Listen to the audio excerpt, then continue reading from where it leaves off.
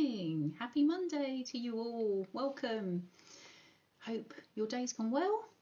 Beautiful sunny day here, 14 degrees. Yay! The most excitement in ages. It was absolutely stunning today. So I hope you had sun wherever you were.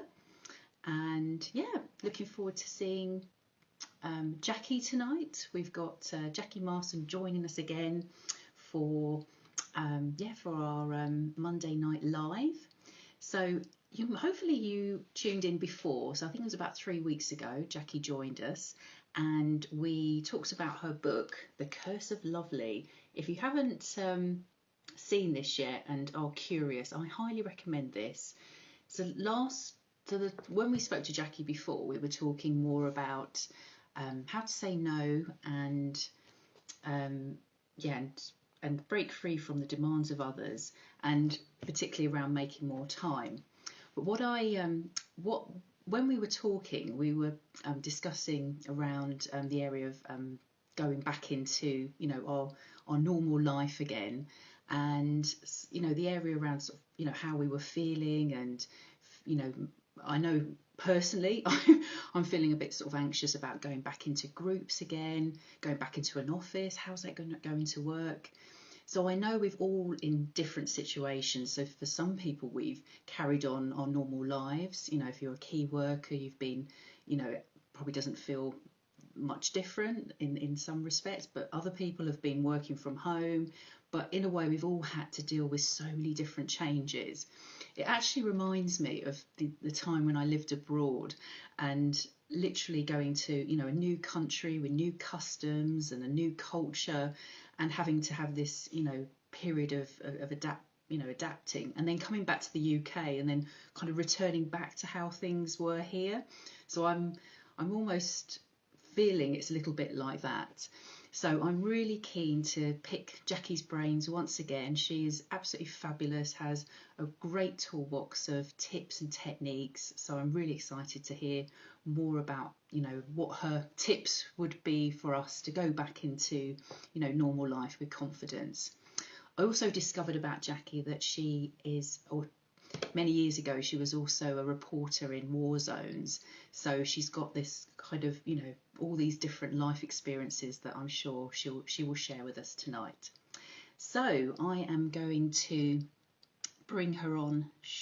And if you've got any questions or anything you'd like to ask, I've obviously got my own. Feel free to pop some notes in the comments. Hello. Rebecca. Hello. Welcome. Lovely to be here. No, thank you so much for joining us again. It's a number 2. So, more the merrier. I love it.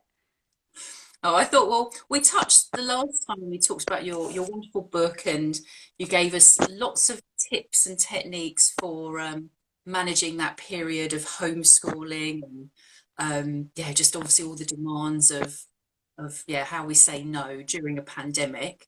But we also sort of touched upon anxiety and just how we might be feeling when we're going back into normal life again. I'm looking forward to hearing some more techniques and more ideas that you I'm sure I could try to give you new and different ones. Absolutely, yeah. So I wondered, what kind of challenges you, from your kind of experience as a coach already, what have you sort of come across, what you think that people will be anticipating going back to? Well, like you said so beautifully about when you came back from your time abroad, it is a period of re-entry, and you can liken it to times in your life before when maybe you've been off work with a long illness, any woman who's had a maternity leave, and think not only, oh, okay, I'm feeling anxious because I'm going back, but also what helped me then?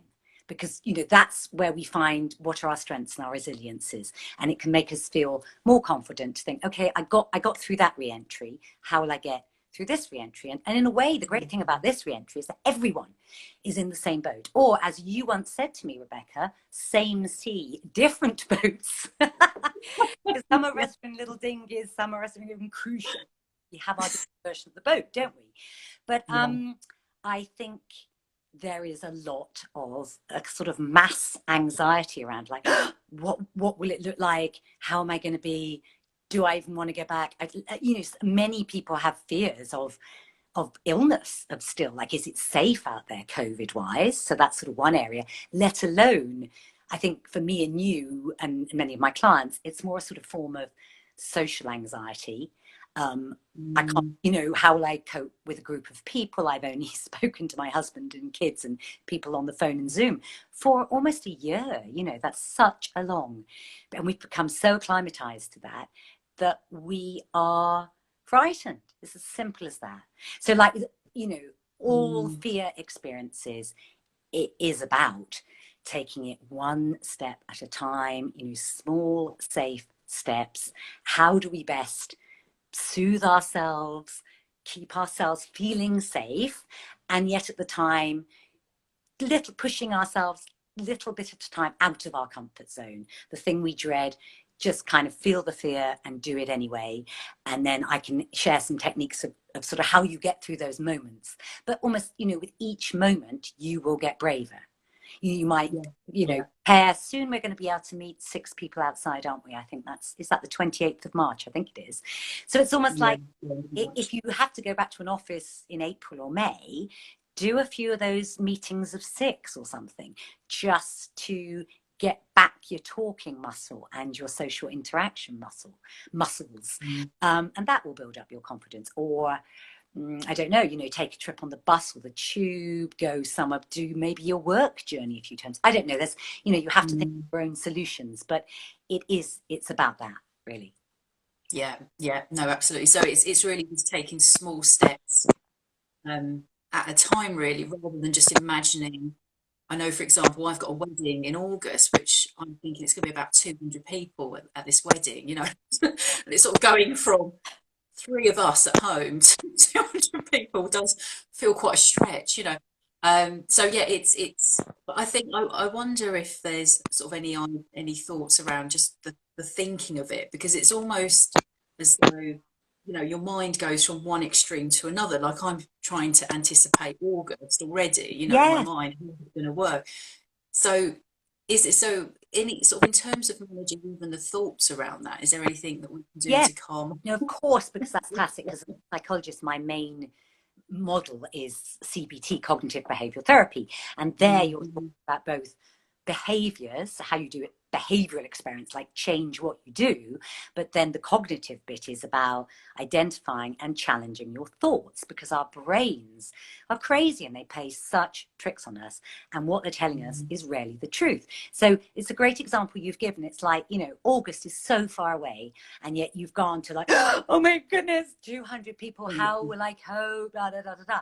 And that is what the anxious mind does. It's never in the moment, because we can't feel anxious in the moment, really, because we're in the moment. That's what mindfulness is about, being with each breath in the moment when there is no anxiety. Anxiety is always about worrying what might happen in the future. And the bigger the worry, because of whatever it touches in us, we go to these crazy thoughts and ideas and images, often, which are called catastrophized thinking. So it's about a catastrophe. So I don't know what yours is around the wedding, but mine might be, I don't know what it is. You don't have to share that with us, but often you see, when you speak them out loud, they're ridiculous. They are crazy. I can tell you one of mine, a long-standing one, like, it's amazing I'm on an Instagram Live, because I have become a real technophobe. And as soon as something goes wrong on my computer, like can't send an email or something freezes, I immediately feel my shoulders go right up, tension straight into my body. And I have learned to identify the catastrophized thought and image is, and this, please laugh at this, that I am in an old people's home well into the future, and we're on iPhone 99 holograms or something, ridiculous. And because I haven't forced myself to keep up with technology, I'm surrounded by all these kind of cruel care home assistants, and no one will help me get in touch with my boys. And I'm going, please help me with the programs. And everyone's ignoring me, and I can't get in touch with my boys. So I'm isolated, and I can't reach them. So that's and that's straight to and an email won't send. So that's what we do. And identifying it and maybe writing it down or speaking to a friend, they are all almost always ludicrous. So we can then bring humor to them and go like, well, what is that going to happen? Why is that going to happen? And I can say to myself, okay, as my son will say, we have this saying in my family, turn your anxiety into action, which is a great one. So like, yeah, that. Be there. Well, if I'm really worried, I've got to go on a few courses to increase, or ask people like you who are, you know, younger than me. Oh, Rebecca, how do I use Instagram? And as I get better at Instagram, well, then maybe, you know, I found 99 holograms. I'll be, you know, zooming it. I'd be fine. So there are usually solutions, but we need to be in the calm. We can't be triggered into our anxiety. That's the opposite of calm problem solving. They're different bits of the brain. I think I talked about this last time. The amygdala, the old brain, gets triggered when we are anxious. It goes like a car alarm, and you go into panic, and it blocks the oxygen going to your prefrontal cortex and other bits of the brain that do the rational thinking and the problem solving. So again, shall I do the breathing tip? I can't say the breathing enough, can I really?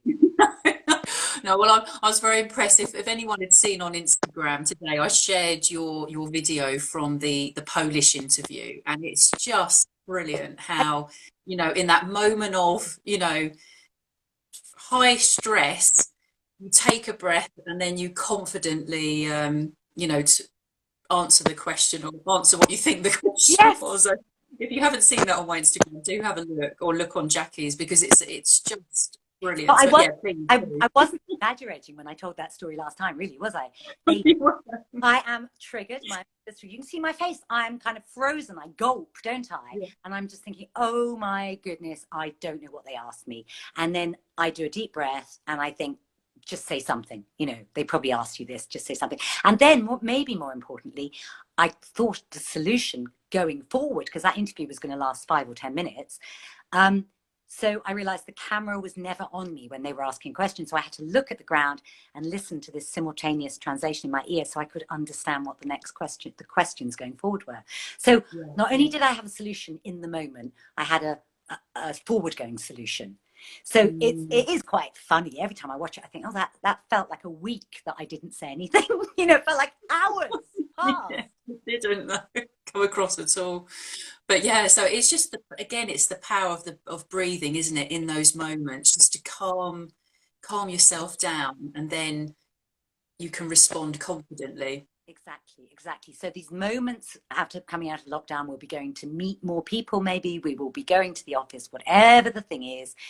We'll feel anxious. We'll probably feel anxious getting ready, getting dressed, wearing more clothes than we can, you know, better clothes, smarter clothes than we've worn for ages. That might make us anxious. So it's like, okay, breathe through that. And then you leave the door. I forgot my keys. Have I left the gas on? Breathe through that, and breathe in your walk to the public transport all the time. It's like in for 3, out for 5. Bring your attention to your stomach. All of those mindful or, you know, yoga, slowing the breath techniques are just brilliant. They're so powerful, as I think you know, don't you? Yeah, no, absolutely. I think actually that even talking about that makes me feel really calm, you know, just thinking about breathing before going into all of these situations. We've got that power of the breath can make such a difference. Absolutely. And should we talk about, get one in, one of my favorite sort of cognitive ones about using your thinking, which I think you really like, but again, I had forgotten to do it for ages. So there's this technique called the dependable strengths inventory. Yeah. And in fact, the wonderful Newcastle couple you had on last week, the guy was talking about, he uses this app called 3 Good Things a Day, or 3 Things a Day, which is mostly about gratitude, but it's, I made these notebooks for clients to keep about 10 years ago, which was also called 3 Good Things a Day, but it was about yourself. And so you just do this as an exercise. You make 2 columns in a notebook or something. And in the first one, you put events, and you at least one a day, at the end of the day, remember at least one event, something you did that you were proud of. And it could be tiny, like I cooked the tea, or I bought some flowers, or I answered that difficult email well. And then in the second column, you write my qualities, and you think of your strengths, your qualities that shows. So the cooking might be, I'm calm under pressure, or I'm creative, or I'm loving to my family, whatever feels genuine to you. And then you build that up over time. And then in times of what I would call wobble, anxiety, lack of confidence, you read your dependable strengths inventory, basically the list of your dependable strengths. And it's very empowering because you think, oh, I am those things. Because if you wrote them and you believe them, no one can take them away from you. You know, it wasn't like someone else telling you, oh, Rebecca, you're very compassionate, you're very creative. You need to write them for yourself. And that is very powerful. And I think good at a time like this when we need to find our strengths and resiliences to get back out there. I love that. I remember when I had a coaching session with you, and I remember it was about going back abroad, actually flying for the first time since I'd had Alfie. So I hadn't been abroad for 3 years. And for someone who loved travel when I was younger, it was part of my makeup. So suddenly to go abroad again. And I remember being at the airport and just things had moved on so much in those few years, you know, just everything was, you know, all the check-in was different, you know, it was all automated and there wasn't anyone to speak to. And I felt a real kind of fish out of water. And I thought that this is part of my identity. And now, so I remember doing that exercise when I got back. And then I broke down all the things about that going abroad. You know, it came back with so many things. And it kind of stays with me today that just by doing that exercise. So it's a really powerful exercise. So I remember that because I can't remember did you go somewhere in Scandinavia, like Denmark or something? Yeah, it was Oslo. Oslo. Yeah, And you Oslo, did amazing problem solving. You are such a great creative problem solver. So something like you couldn't afford the boat trip, but you found this way of doing a reasonable boat trip on a Ferris. I don't know, something. It was really creative. Is that right? It was expensive. It was so expensive. We were on a budget. Probably the worst place to go on a budget. Anyway, but yeah, brilliant. I absolutely love that exercise. I thought that was really powerful, and you do, and it does stay with you. And I think all the things that we're going through at the moment, when we do go back to them, we've got a whole, you know, we've got so much kind of resilience. We've got extra resilience from all the things that we've been through, and the fact we go back to these situations again with kind of new zest and new insights about ourselves. So it's, in a way, do you think, you know, we have changed as a human race through all of this? Well, who knows? I think we'll only discover that down the line. You know, so much about a wake up to the planet and we're going to be better and kinder. And, you know, I feel like we've been in this position before and everyone has that hope and then it doesn't really happen. But I am an optimist. I would hope it would. But I think just on an individual level, what is great is exactly what you say to, again, write that down. It doesn't have to be 3 good things a day. Write them now about almost like what I've learned about myself in lockdown and skills, maybe new skills or old skills I've rediscovered. So for me, like I've done quite well for me in tech because I've been Zooming and sending links and I've learned Instagram, and that's good for me with my technophobia. So I think, you know, people have so many, that you will have so many of your own versions, but we just have to recognize them. And sometimes people get so shy around this, it's like it's very un-British to say like, I'm good at this, so I'm proud of this. So if you're really stuck, and I've been in roomfuls running workshops where people will go, put their hands up and go, I've got nothing, you know? And I, what do you have? You know, I used to do this group at Holloway Prison, and the prisoners would go like, be quite angry to start with and go, oh, miss, how could you get us to do this? You know, I'm a drug addict. I've lost my kids. I've got 10 years. Of course, I've got nothing to be proud of. And I'm like, okay, has anyone else got any suggestions for X? And then someone would always say something like, she's trying to change because she's here. She's come to the group. Yeah. How brave is that? And she couldn't then deny that it was true because she sat in the group, and then everyone would sort of clap and cry, and towards the end it was amazing. So empowering. So sometimes ask a friend, ask a family member, say, oh, what do you think I'm good at, or what have I been good at in the pandemic, in the lockdown? And people, good friends will help you, and then you have to let those things in and think, oh yes, I am quite good at that, because we're, you know, especially as women, we're so taught to be modest, aren't we? and go, Yes. oh no, I'm no good at that. And it's like, no, let it. Mm. And actually, Rebecca, sorry, but the other thing that goes with that exercise of doing the dependable strengths inventory is picking an image either of something like maybe a celebrity or an actress or a role, or something from your own backlog of photographs where you felt at your strongest, and put it there on your front screensaver on your phone, pin it on the wall, in your wallet, somewhere where you're going to see it. And when you are feeling anxious, wobbling, look at that photo and think, that's me at my best, that's who I am, I'm still that. In fact, that image you posted to advertise tonight of me on the horse, I've segued into that. I don't have the chance of boasting about my war zones, but that image is framed on my wall because I love that image, because, you know, I just feel so powerful in it. And I was so happy on that horse. That gives me strength to look at that image and think, I can do whatever this thing that I think I can't do. Make a difficult phone call, you know, have a difficult conversation. I look at that image and think, look, if you could do that, you can do anything. That's amazing. That's why I posted that. You know, you sent me the picture, but I think it's such a powerful image, and you know, and like you say, I'd never thought of doing that before, and I think that could be really powerful during this time, is to find something, you know, if we are feeling a bit wobbly, and that we can look at, and it just, all the memories flood back of that experience. Yeah. So I was going to ask you, your experience of being a reporter in war zones. I mean, how has that helped in this past year? Has it helped you to tell us all about it? Not at all. Okay. So interesting, because as you know, I am working on a second book, which is about fear, anxiety. And my provisional title is Fear-Less, because that means both fearless, and I would love to use that image on the cover, because the irony is I look so brave in that image, in a way, don't I? I've got the soldiers, I've got the horse, and I've got the flak jacket on. Yeah.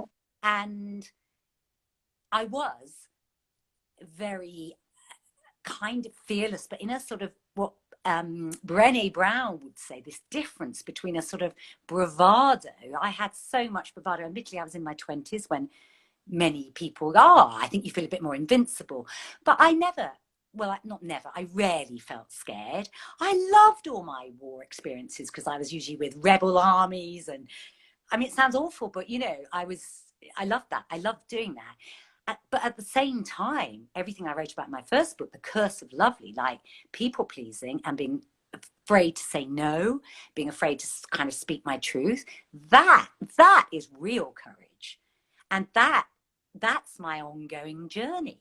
So what I kind of love about that is the juxtaposition of what appears to be such bravery, like the ultimate bravery of going to wars, but actually even at that time, I probably wouldn't, you know, stand up to difficult people in my life. Gosh, wow. So in that situation, you felt, I mean, did you feel fear when you were in those? Sometimes, yes. I mean, I have been in places with, in fact, in that very situation, that was the Sandinista War in Nicaragua in the mid-80s. And when we went out with those troops, they got lost in the jungle. People love this story, Rebecca. I didn't change my knickers for a week.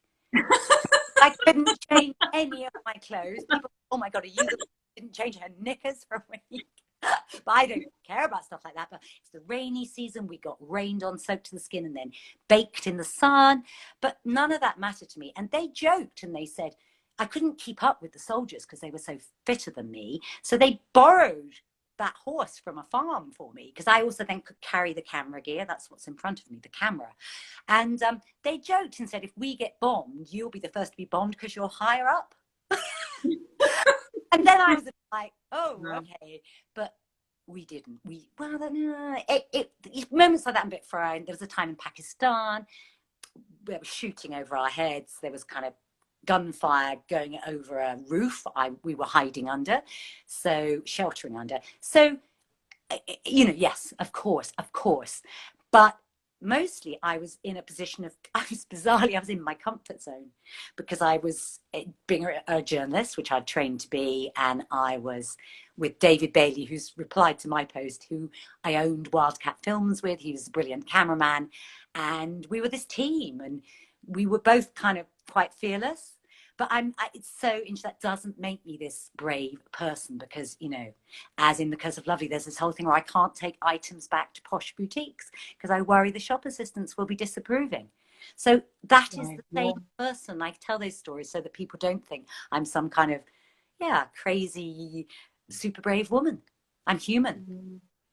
Well, I mean, that's incredible. I mean, what the experiences you had, but like you say, it's interesting how we're comfortable in some situations, but then not others. So what I might be comfortable with, you might not be, and vice versa. So we all have our comfort zones, don't we? And that's what doing like the DSI helps you identify. Where are my strengths? I mean, probably people are listening and going, you know, like, I can't believe that woman can't take an item of clothing back. I probably could now. I've got better. But Yeah. and they can do that easily. You know, they're probably buying 5 things and taking 4 of them back, or, you know, whatever. They can have those difficult conversations with people. So, but they couldn't say no to their child, or not buy them a second ice cream, or not stop them coming into the Zoom call at the moment. Whatever. We all have our areas of challenge and our areas of strength. And it's recognizing our areas of strength. And also, they're not any better or different to anyone. They're just different. And that's the wonder of humanity. I was just thinking, I wrote this down, I mustn't forget it. Part of that, taking small steps, going in our re-entry, is so much about compassion to yourself and compassion to others who are in other ways. I mean, you're big on that. I mean, you write it in your, you know, that's your bio. It's going to be key in this time. I think that's it, isn't it? It's compassion is such a big thing, and you know, if we're feeling, you know, good in a situation, it's just being really mindful that someone else might be struggling. So it's just being really aware of what everyone's going through, and maybe not always you know, not everyone's vocal either. So it's just picking up, isn't it? You're trying to exactly, and I think understandings are happening already about people's different levels of risk assessment and safety assessment around COVID. So if someone sort of backs away from you and has got their mask on and goes, oh, 2 meters or whatever, you mustn't be offended and think, oh, for God's sake, you know, we've all had the vaccine, or whatever. It's like, please, you know, respect everyone's own feeling of what makes them safe. None of us are right or wrong. It's just very individual, isn't it? Yeah. So I think you're right. Compassion's key, and it's not just thinking from our own place, but also trying to put ourselves in the shoes of others, which is quite tough, isn't it? When we're all kind of in this together, and we're all going through our own experiences. But it's just, if we're able to separate that and really see what's going on for the other person, that's going to help them feel listened to and understood. Yes. And then, of course, as soon as we start thinking about others, I mean, this sounds a bit po-faced and moralistic because it's hard to do, but when we're in a place of anxiety, we're totally self-obsessed. I know I am. You're going like, oh, what do they think of me? What am I going to say next? And so we stop listening well. And so if we really, really try and focus on them, not how am I going to answer? Am I going to look stupid? Is my makeup running? You know, if we really focus on them, it stops you being anxious about yourself. It really does. That's quite a good trick. But, you know, we just get locked into our own doubts and anxiety and our own heads. Anxiety makes us very self-obsessed. Yeah, that explains it, actually. Yeah, that explains. Well, no, just What you're saying, all of us. Yeah. I think like the past year, because I know that it's weird, because it has been sort of like you have been in sort of a little bit of a bubble, really, and at some points I think, oh, what about so and so? What, you know, you almost forget the outside world almost, and I know that I've never experienced that before, so it's weird to be so insular in a way. Yeah. Yes.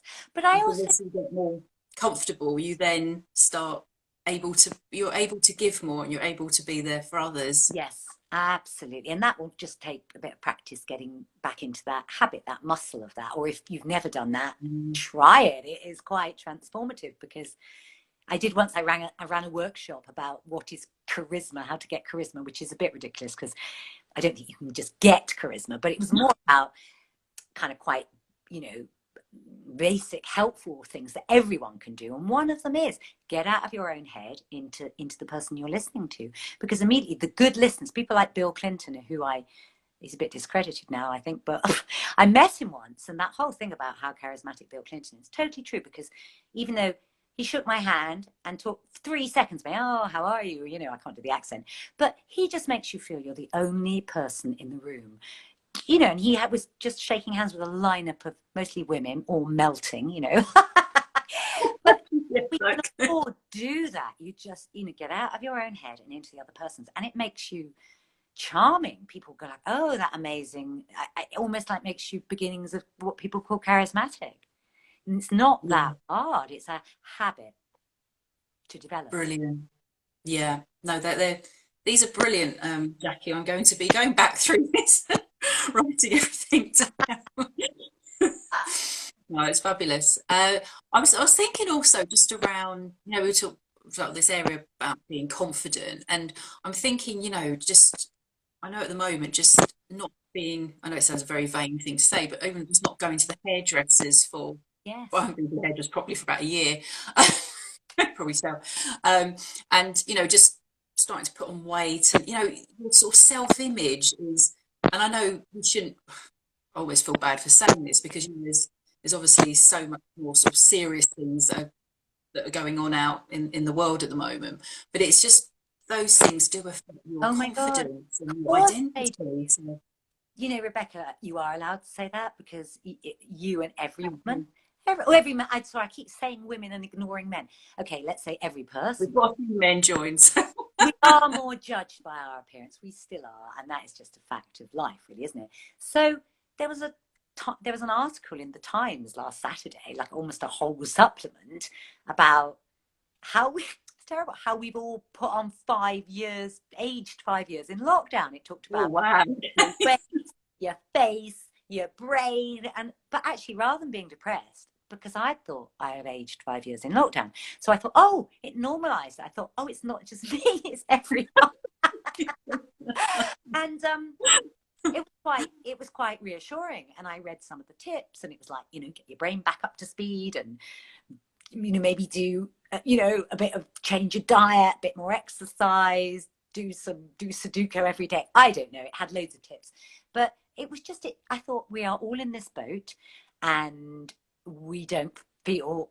Most people do not feel at their best, which means we don't feel at our most confident. And there's no easy answer. It's like, I've got my hair appointment for the 27th of April, and I'm counting down the days. And you know, I've been going through my wardrobe a bit, like what doesn't fit anymore, what does. I don't really know what to say, except it sort of, you know, have some trial runs. And it's kind of, should we talk about Wonder Woman now? Because I think Wonder Woman. Yes, go for Wonder Woman. We've got to get Wonder Woman in. We've got to get one. So, and again, we could. I don't know how to do my Instagram, but I did put at Amy Cuddy in that post I did about something or other. I've only done 2 posts so far, but so her name is Amy Cuddy. She's an American social psychologist. She's got a very well TED Talk. Cuddy, Cuddy. So have a look at that. So she did lots of experiments where she took saliva samples from a whole range of people. Before and after, she asked them to stand in a power pose for 2 minutes. Now, 2 minutes is actually a really long time if you time it on your phone. It's much longer than you think. And power poses can be anything, like you can have, you know, but it's a strong pose. And my favorite, because it's funny and it's easy to remember, is Wonder Woman, where Wonder Woman stands with her legs up slightly apart, hands on her hips, and then kind of draw your head up and feel brave. And I should have come on tonight in my Wonder Woman. I've got a Wonder Woman that I wear when I come out after the coffee break going, who am I? Just so people will remember it. And anyway, so Wonder Woman, hands on hips. And Amy Cuddy reckons from all the saliva samples that your cortisol, which is one of the key hormones of stress goes down by between 20 and 25%, which is a massive amount. Wow, that's massive. Your testosterone in men and women, which she calls the confidence hormone, I'm not sure what I think about that, but anyway, that goes up by the same amount, 20 to 25%. So that's the chemistry of it. And her whole thing is fake it till you become it, because we used to think almost like you had to feel confident and then you could act confident. She says act confident and you will feel confident, because you're literally, your body chemistry changes. And my goodness, it works. It really works. So if you're at work and you've got to go into a meeting, a difficult meeting, make a difficult phone call, go into the toilets, because you probably don't want to do it in front of everyone. Stand in 2 minutes. And maybe do the slow breathing as well. And at the same time, look at your image of your powerful self. Do the whole lot. And you will feel stronger. So it's really, really powerful. So it's a great tip. And anyone can do it, not difficult. I remember actually a number of times I've done it when I've when I was doing some training for I worked at university, and I had to go into a room full of 30 teenagers and if I was, especially one session I was teaching them on social media, which is the biggest joke ever. But I remember you doing that pose and doing it at the toilet, and it really does make a difference. The physiology changes. Yeah, Amy Cuddy is spot on with her research. But she's tested thousands of people. It's pretty, I think, sort of solid research. Yeah, no, so that's a great. So I think breathing, power poses. I know before you've talked about positive affirmations as well. Oh yes, thank you for reminding me. So I was thinking, actually, when I said about be compassionate to yourself, it's something like be your own cheerleader. So I can do this. Rebecca, you can do this. You've done this before, but you've got this covered, or whatever. Or it might be one that classically affirmations, you need to put them on your mirror and look in the mirror and say it every morning or 3 times a day. I used to not believe in affirmations. I'm a big believer in it now, really. Again, really? About new neural pathways in the brain. So often what we do, if we go out post-lockdown into this new situation, we'll be going like, come on, we'll be talking harshly to ourselves, like maybe people from our past used to, be it parents or teachers or coaches or sports coaches, will be going, come on, Jacqui, pull yourself together, you can do this, grow up, you're blah, blah, I don't know, with not a nice tone. And that is not helpful. We kind of think it is, like, pull yourself together. But the kindness and the voice of compassion, the kind of stroking tone, or what your best cheerleader would do. You've got to be your best cheerleader. And it's like, come on, we can do this. You can do this. Use your own name. Probably not out loud, because people will look at you. But again, before you leave home, come on, come on, Jacqui. Come on, Rebecca. You can do this. Be great. And then after you've done it, again, that first day out in the world, come back and go, Jacqui, Rebecca, you did really well today. You're doing really well. And maybe reward yourself with some, go and buy yourself that nice chocolate, or go home and have a bubble bath, whatever. It's really important. Yeah. So it's self-compassion. I might skip the chocolate though, because that's the thing that I'm trying to have less of at the moment. But definitely the bubble bath. Or strawberries. Absolutely. Well, it's hopefully Wimbledon season at some point this year. So yeah, no, that's brilliant. Yeah, so just having affirmation, self-compassion. I think these are all really valuable, and I think this is such good timing bringing you on tonight, because I think, hopefully over the next months, fingers crossed, that we'll start sort of integrating back into society again, and be able to socialise. We will bounce back. Most, but not everyone. I think that's another point, that if you really are struggling and you have, something you feel is like OCD, and it's got worse, or genuine, real social anxiety, the mental health services are gearing up to give a lot of help. Like, seek help. Go to your GP, just tell them, and hopefully they can get you 6 sessions of CBT or something, even online. There's a lot of CBT online, which people might think, oh, how's that going to help me? But I think it's definitely better than nothing. It's only a version of the stuff I'm saying, and it's like every little helps.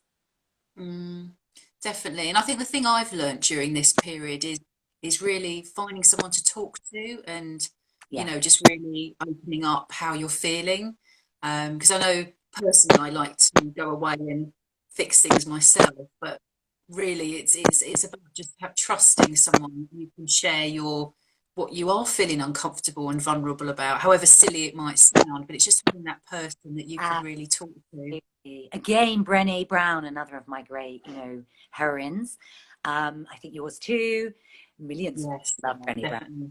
Brown. She always says, because her whole research base is about shame, so she's like, speak your shame, but speak it to a trusted person. Because Yes. if not a trusted person, and then they kind of mock you for it, it's like, oh, for goodness sake, you're very sensitive, or God, no, I don't do that. That just makes it worse. But to speak it to a trusted personal people kind of takes it away, or normalize it. It's not just me. Yes, yeah, yeah. You do need that, don't you? And just finding the right person that you can be yourself, and however small something might sound, it will make a difference, won't it? Just having that person, because sometimes actually psychologically knowing you've got that person, even if you don't. Yes.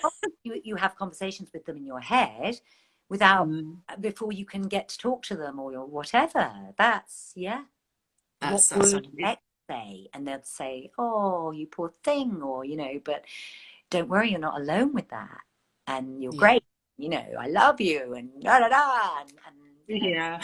that's The so. cheerleading. Yeah.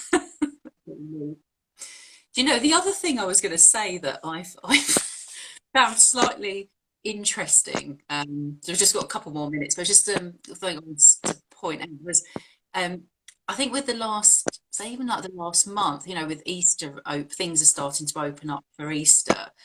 I found actually slightly, because we've not really had any choice over the last, we've had limited choices of what we can do. And I know just a week ago I had sort of options for Easter of different clubs that I can sign my son up to, and I actually became quite overwhelmed with choice. Maybe almost like had no choice, and suddenly, and also in a way, like we haven't had to compare. There's been no compare and despair, a phrase that I've learned from you, Jacqui. Because everyone's kind of in the same boat and everyone's doing the same thing. Whereas almost we're going to go back to these things. We're going to have so much choice. I, I'm again being very optimistic here, but it will happen at some point. yeah. But we'll have all this choice, and then suddenly, people will be doing things that are more exciting than us. So we will go back into the compare and despair. So there has been some interesting, I suppose we've adapted so much to this more sort of simplified way Yeah. of living. And it was just quite an interesting observation how I Yeah. actually felt quite overwhelmed by choice. And I Yeah. wonder if that's something Yeah. others will find. Rebecca, you are brilliant, because that's almost like, I made some points that I wanted to kind of try and cover. That's the last one on my list, and I'd kind of forgotten about it, but you reminded me. So it was about, I mean, we'll talk again another time, maybe, about FOMO and fear of missing out and comparing to Yes. so Next topic. toxic, but very, very, very human. But I was thinking, I was just talking to my neighbour about an hour ago over the fence, and she said, oh, I don't want to go back to that hectic social life I led. It's really nice having no social pressures. And I said to her, yeah, I said, I just recently said to my husband, I never want to go out again in the evening, because I so like having supper, watching telly, going to bed early. And he was like, Good okay. night's sleep. But I was thinking, it's not directly addressing your thing about choice being overwhelming, which is maybe, but it's more about what I said to her was, how can we hold on? I think we've got to find ways to hold on to the parts of lockdown that we have really enjoyed more than our previous lives. And so it's like, she shouldn't overbook herself for 7 nights a week because she's a woman of mad social whirl. Maybe I don't, because I was saying that I don't ever want to go to the theatre again. It ends too late. My friend, Partial bedtime. yes, past my new bedtime. And she said, oh, you can go to Maggie's. And I thought, oh, I can go to matinees, like on a Yes, Sunday or even a Wednesday. And so maybe I will do that. And maybe I really don't want to go. Maybe I want to stick to my new early bedtime mostly. I mean, I don't think we want to become rigid and stuck in things we're scared of. That's different. That's back to what we were talking about at the beginning. You've got to come out your comfort zone a bit, but also really think about what have I really liked. But then part of that is you can't then have FOMO and compare and despair. If I'm not going out any nights because I want to go to bed early, I can't then start getting envious of my friends and thinking, oh, I've got no social life. I've got to be honest about my choices. yeah. So that doesn't answer your question about the overwhelmingness of choice. I just think that's the thing. You've got to be gentle with yourself and think new choice is going to be overwhelming. Just take it slowly and be kind, you know. But Yeah. yeah, let's all really try and step away from the compare and despair, because it hurts no one. And just remember, everyone is human like us. And under the facades of what they're posting or whatever, those images, they are human. They struggle. They feel anxious. They feel all the emotions we all feel. No one's life is perfect, you know? It really isn't. You have to remember that, don't you, really? So have to remember. Yeah.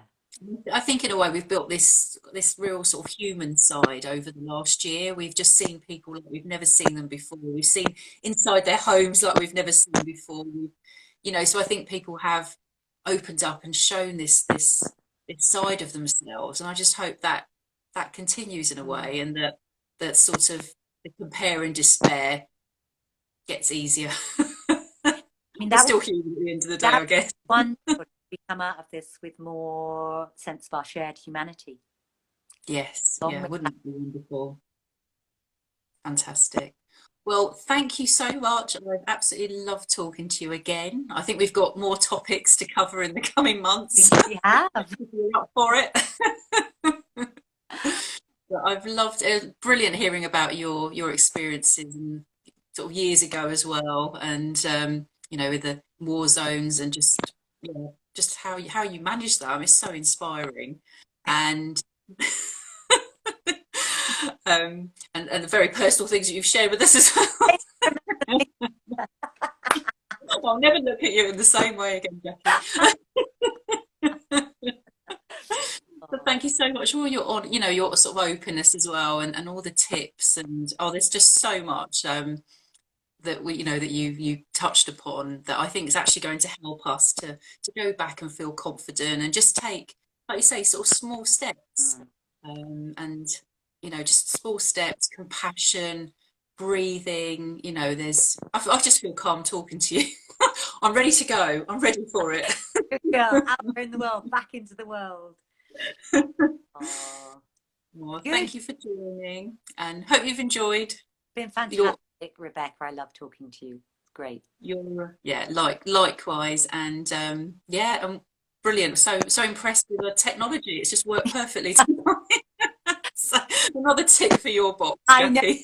I know. Ish. Better. I'm improving every day. I'm improving. That's a good affirmation. Yeah.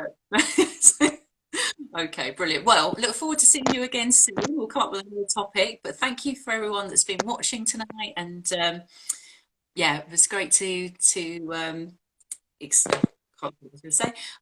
share this topic with you, and to and remember Jacqui's book as well. So if you Jacqui's got lots of YouTube videos if you want to see more of her Polish interviews. The whole thing. And then obviously The Curse of Lovely, which is an absolute brilliant read. But yeah, thanks for joining us, and I'll see you all again soon. Bye. Have a nice evening.